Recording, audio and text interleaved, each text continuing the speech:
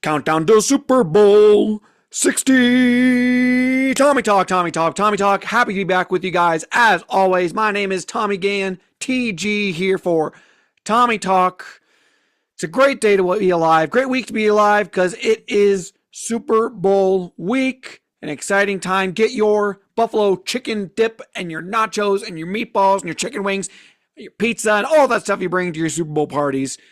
Get it all ready for this weekend because we got one more football game before we have to wait a whole bunch of months. And yes, will that be depressing when that happens? Absolutely. But that's a Monday problem. For right now, we got football. We got football.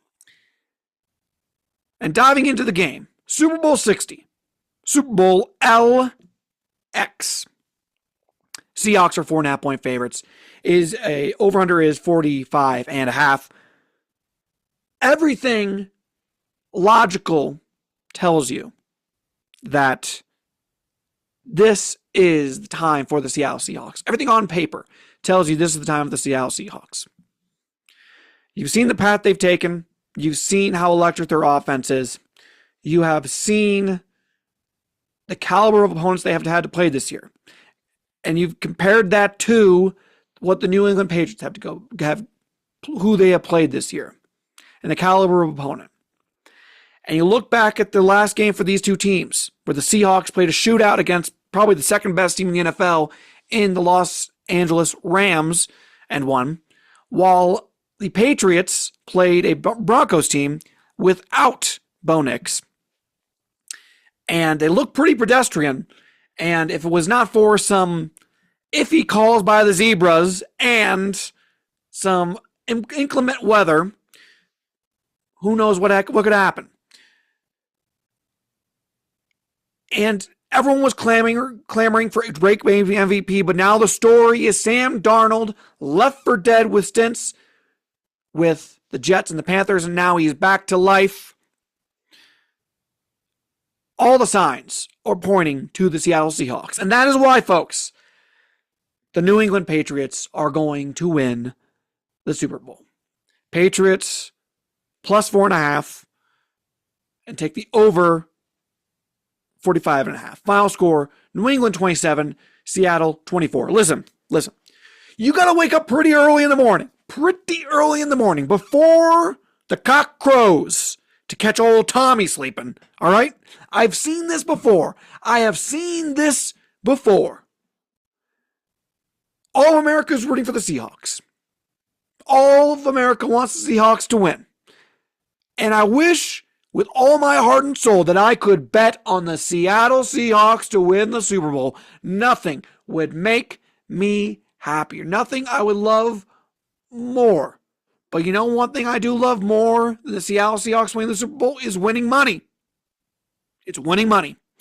And that's why I had to bet on the Patriots. Sadly, we have seen too many backbreakers coming out of New England, emanating from the seaside breezes of the Northeast, out of Foxborough, to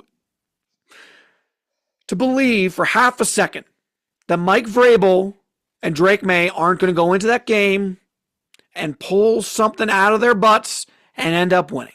It's what's going to happen. And obviously the Patriots, I think, are a good team. Their defense is really good. May, at times, people have thought he should be MVP. Even though he did not win MVP. But it ain't going to happen, folks. It ain't going to happen for the Seattle Seahawks. Okay? The New England Patriots are going to win the Super Bowl. And I hate it. It's bad. It sucks. It's very bad, and it sucks. But guess what? It's going to happen. Oh, yeah. It's going to happen. All right? So take that to the bank. Now, before we all start talking about the New England Patriots fans, Dave Portnoy going on TV on Monday, chomping on a cigar, talking about how New England versus Boston versus everybody, whatever. I will say the one thing that takes the wind out of New England's sails just a little bit, Tom Brady, the GOAT, greatest quarterback to ever play in the National Football League. I don't think anyone is disputing that. and a longtime member of the New England Patriots. With the Patriots, 18 division titles, 9 conference titles, 6 Super Bowl titles, 2 MVPs. The man is Mr. Patriot. Mr. Patriot. When you close your eyes and think New England Patriots, what's the first thing that comes up? Thomas Edward Patrick Brady.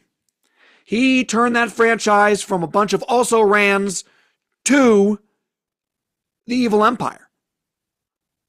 Simply put. So during the Super Bowl week, they asked Tom Brady, who are you rooting for in the game this Sunday? Which you would think is a pretty obvious answer to that, right? Apparently not. Because they asked Brady and he said, I don't have a dog in the fight. I just want a good game. If I were a Patriots fan, that would be just a big blow right there. Real stab in the back. A2, Brady. I understand when you get to a certain level of fame that you feel like you have transcended the game and transcended your team, that you're now just your own brand and team. Okay? I understand that. I get it. But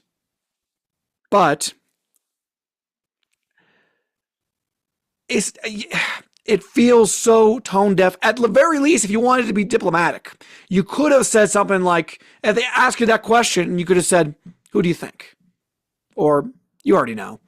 Just something like that. If you wanted to be sly, you could have done that. Instead, you kind of, left Patriots fans out in the cold. And I'm not crying for Patriots fans, but it kind of sucks. And the only thing I can compare it to really is Michael Jordan, another GOAT, the greatest basketball player ever played. Which is true. He couldn't care about what's happening with the Bulls anymore at all. Now, I would hope that if the Bulls stopped being a joke of a franchise, which they are, if they stopped being a joke of a franchise, maybe he would, if they ever made a finals or something, he would say that he's rooting for the Bulls. I'd hope he would. But I guess I don't know, but I would hope he would. Just the same way that I think Patriots fans, if the Patriots in the Super Bowl, Tom Brady would be rooting for the Patriots. That's what I would hope. Moving on to the National Basketball Association, the trade deadline has passed. And besides the Bulls, trading the house for like endless second round picks, Jerry Reinsdorf might be Mr. Second round pick now because he just has all the second round picks you ever want just brought together. Besides that, kind of a interesting dichotomy between two different players, one that got traded, one that didn't get traded. The one that got traded, both former MVPs, by the way, one that got traded. Stop me if you've ever heard this before. James Harden has muscled his way into a trade. Death, taxes, James Harden muscling his way out of the city. He gets traded from the Clippers to the Cavs. When you have an act, you got to stick to it. When you know you're good at something, you got to keep going with it. When you have a routine that works and keeps working, you got to roll with it. That's the one thing you learn about life. You're good at something, you go through with it. For James Harden, that is just getting pissed off and getting his way out of a city. And he says that he didn't request a trade, but if you believe that, I got a river to sell you. You know what I mean? I'm not saying that he's lying, but I'm just saying, come on, let's be adults here. All right. It's just very funny. It's probably the last time we're going to get that from James Harden at this point, because obviously his career is going to come to an end relatively soon. Not relatively soon, but it's not going to be he's not going to be the centerpiece of a big trade really going forward, for the most part. Still okay player, but let's not act like let's not kid ourselves. I don't think he's a superstar anymore. I don't think that's too crazy to say. And then on the other end, the Bucks announced that they're not trading away Giannis. And I'm not going to say that it's complete polar opposites between these two players because Giannis there's been some drama around Giannis asking for trades before. There's been rumors and speculation, and there was rumored and speculated that he has asked for a trade this time around, even though he denies it. to go on a tangent for a second, so they asked Doc Rivers about it, head coach of the Bucks, and he mocked Shams, the big time insider, NBA insider Shams, and was saying like, oh, he's reporting this stuff, Giannis isn't going to be happy with him. He's not going to be on his celebrity all-star team. Don't gaslight us, man. Why are you still a coach in this league?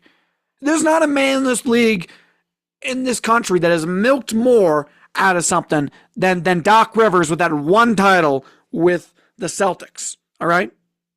And if you are the Bucks, why do you pair Doc Rivers, why do you pair your superstar, Giannis, with Doc Rivers? The guy who failed with the Clippers and failed with the Sixers. What's up with that? All right? Don't mock Shams. I'm not super defensive towards Shams, but don't gaslight us like that. Come on. But the writing's on the wall for the Bucks and Giannis. And obviously, he's going to be moved, after this season, likely. I mean, they need a rebuild, and he is the major building block for that rebuild. There could be a reset in the market a little bit because we thought that Minnesota looked like they might be the one to come through. But now, and there was talks about Golden State, but I think they kind of fell away there at the end. We'll see what happens in the offseason, though. The point here, it felt like everyone in the NBA got traded everywhere else. As a Bulls fan, my head is still spinning. And this is just these were the two biggest storylines. And it's just funny, the two different ends of the spectrum a little bit with this kind of thing. A little bit. The guy who's stuck around for probably overstayed his welcome to a certain extent. Not that he's a bad player or anything, but that the team, not even that he doesn't even want to leave, but that the team, probably needs to let him go to be able to have a future. And the guy who just, can't stop leaving places. One last storyline. So the Winter Olympics is almost here in Italy. We're going to have an Italia Olympics. Oh, mamma mia. And Lindsay Vonn, 41 years old. She's making her comeback in competitive skiing. One of the great Olympians in Winter Olympics that America has had. And then last week, we get the word completely tore her ACL, completely ruptured her ACL, and it looked like the comeback is dead. Sorry. Really sucks. Really sucks. ACL injury is tough to come back from. I tore my ACL. Well, pretty sucky. And did skiing. So I feel your pain there, Lindsay. I feel your pain. Anyway, folks. Oh, wait. She's going to ski anyway. That's crazy. And yes, people don't realize that you can like walk and stuff on a torn ACL after a couple days, but skiing on a torn ACL after a couple days, maybe if you were like went up for like a week in like Breck and you already paid all this money, and so maybe you go back down the hill. You can't do more ACL damage, I guess. Maybe then. But when you're competing against the best in the world at 41 years old, you're coming back with a completely torn ACL? That's ballsy, man. That's ballsy. Credit to her. I'm guessing to be fair here, I think this will probably be the end for her anyway, her last Olympic appearance. So, if things go badly, she's like, have nothing to lose. You got nothing to lose. Go for it. All right? These are the kinds of gutsy things you love to see in sports. People forget John Elway played most of his career with a torn ACL because they didn't have ACL surgeries at the time. So credit to you, Lindsay. My hat's off to you. I hope it'd be one of the great sports stories if she actually came through and won. One last thing, folks, before we leave. One last thing. Another segment of Tommy's Top 5. Tommy's Top 5. This one is near and dear to my heart. Super Bowl logos. There was a time, not all that long ago, in my memory at least, where Super Bowl logos were cool. They were different. They were unique year by year by year, typically showcasing where the game was being played or maybe an event going around. I don't know, but they were unique and cool. But since 2010, it's been a lot of cookie cutter stuff. They tried to change it up a little bit, but it's a lot of the same elements from those cookie cutter ones, because there was like a 5-year period where they were all looked exactly the same or basically exactly the same, and then they try to change it up a little bit, but it still uses the same elements, and it just kind of looks ugly because they're just going halfway with it. Like, choose between the two. I can't imagine the dork though that came into NFL headquarters. You know, into a meeting like, Mr. Goodell, we need to streamline our brand with the Super Bowl. Wrong, incorrect. Super Bowl logos being different is awesome. So here's my top 5 Super Bowl logos. All of them from before that, because the new ones suck. They all tie for last because guess what? It's a catastrophe. At number 5. Super Bowl 42. This is actually the first Super Bowl I can remember watching as a whole. The year before that, you might remember the Bears played in, but I only remember that in little segments. I remember watching it, but I remember, I was pretty young. This is the one I remember in whole. Obviously, the famous David Tyree catch. Cool logo, in my opinion. Number 4, Super Bowl 37 XXXVII. Really cool lighthouse logo. In San Diego, nice San Diego vibe. I like it a lot. At number 3, Super Bowl 32. Another San Diego one with like the 4 different squares and the XXX and then the 2 eyes in the end. I always thought this was a cool one. Broncos, Packers back in the day. And shout out the Broncos for beating the Packers. Just saying. At number 2, Super Bowl 21, 1 year after the Bears won, but this one's awesome. In the Rose Bowl, it's a cool rose design. It's a very unique looking one. I love this one a whole lot. One of my favorites of all time. And number 1, Super Bowl 36. I'm a big USA guy. I love my country. I love the USA. And this one with they changed the logo actually. Fun fact. Well, not very fun, but they changed the logo because of 9/11. Because this game happened in February 2002, and 9/11 was at the end of 2001. So they changed it for the America theme because everyone had visited a very, rallying behind the flag kind of thing. But I love this logo. It looks awesome. I personally think this Super Bowl, they should have made it a patriotic theme for America 250. I mean, the teams are all wearing patches, so why not just make it the logo? But whatever, sadly. But that's my top 5. Comment what you think your favorite Super Bowl logo is. I would love to hear.